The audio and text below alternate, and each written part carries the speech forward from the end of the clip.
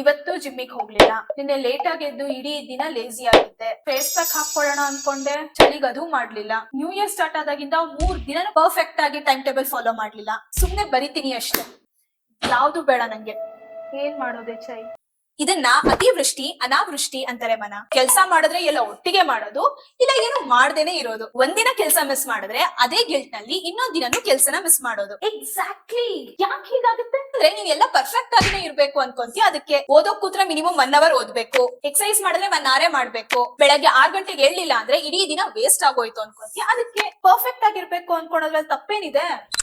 ತಪ್ಪೇನಂದ್ರೆ first ಪ್ರಿಯಾರಿಟಿನ ಯಾವಾಗ್ಲೂ progress ಕೊಡ್ಬೇಕು, perfection ಇದಲ್ಲ. ಅದ್ ಹೇಗೆ? ನೀನ್ ದಿನ 3 ಟೈಮ್ ನ ಹೆಲ್ದಿ ತಿನ್ಬೇಕಂತ ಇಲ್ಲ, 1 ಮೀಲ್ ಇಂದ ಇಂಪ್ರೂವ್ ಮಾಡ್ಕೊಂಡು ಹೋಗು. ಸುಸ್ತಾಗಿದ್ರು ಚಳಿನೇ ಇದ್ರು 10 ನಿಮಿಷ ಎಕ್ಸರ್ಸೈಸ್ ಮಾಡು. ಫೇಸ್ ಪ್ಯಾಕ್ ಹಾಕಕ್ ಆಗ್ಲಿಲ್ಲ ಅಂದ್ರೂ ಫೇಸ್ ವಾಶ್ ಆದ್ರೂ ಮಾಡ್ಕೊ. ಈ ತರ ನೀನ್ ಅನ್ಕೊಂಡಿದ್ರಲ್ಲಿ 10% ಮಾಡಿದ್ರು ನಿನ್ ಬಗ್ಗೆ ನಿನಗೆ ಕಾನ್ಫಿಡೆನ್ಸ್ ಹೆಚ್ಚಾಗಿ ನಾಳೆ 25% ಮಾಡ್ತೀಯ. ಹಾಗೆ ಸ್ವಲ್ಪ ಸ್ವಲ್ಪನೇ ಇಂಪ್ರೂವ್ ಆಗ್ತಾ ಹೋಗ್ಬೋದು.